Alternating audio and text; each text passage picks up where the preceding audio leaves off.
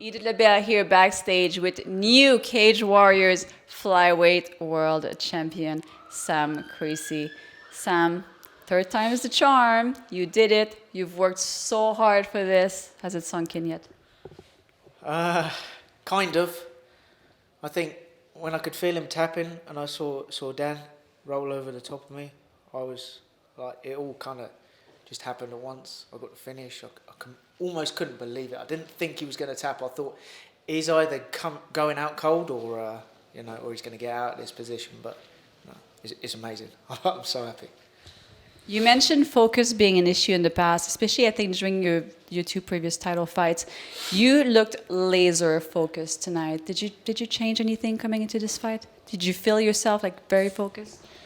Not particularly. I'm growing as a martial artist all the time.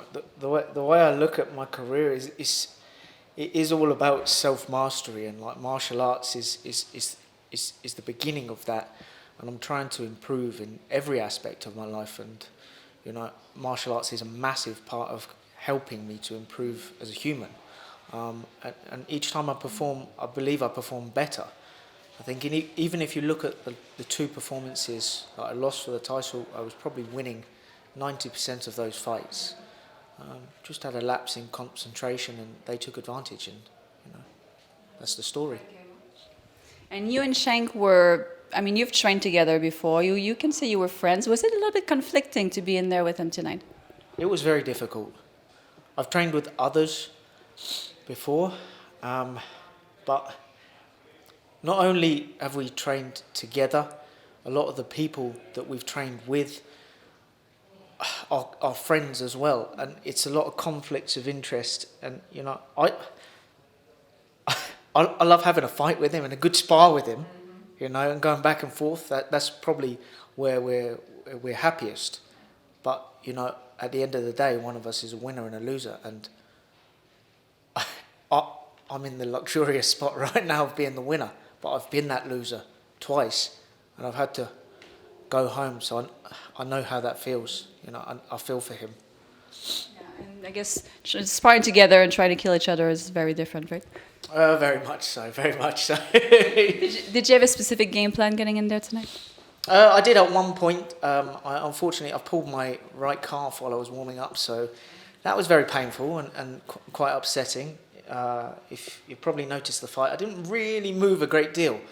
So that was at the back of my mind, and that kind of negated a lot of what I had done in training in the lead up to this. It was a lot of movement, staying on the outside of the lead leg of his as a southpaw, but that was kind of negated, and we just throw down and hit the better shots, I guess. He was open many times for head kicks, and I thought it was maybe because you were, you didn't want him to take you down, like you didn't want him to go for the takedown. But was it the reason why you didn't throw as many kicks, as many high kicks? The high kicks, if I'm quite honest, I'm not very good at head kicks. That's something that's kind of new to my game. I'm always aware that if I do throw them as well, it's not natural for me, and I'm going to be off balance. So there's an opportunity for me to get taken down, put in a tough spot. So I've got to really pick those. So the heavier the shots that I threw with the hands, the more those head kicks kind of came when he was expecting the hands to go. Well, tighter shot, but also the main event of the last night of the last trilogy. What did that represent for you?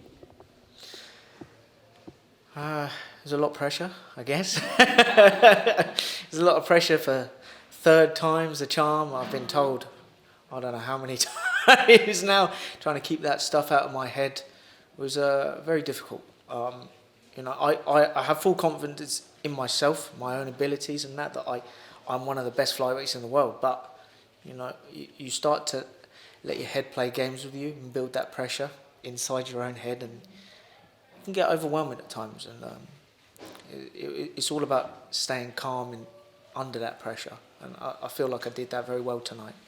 Well, speaking of pressure, let me put a little bit more on you. How soon do you want to defend this title?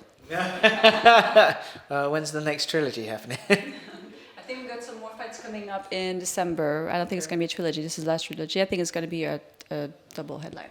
Okay. Yeah, well, that might be fun. I always want to fight. The more often I fight, the better I am. to be quite honest. Like, staying active is what I want to do. Well, great. Congratulations. Well deserved. We're so happy for you.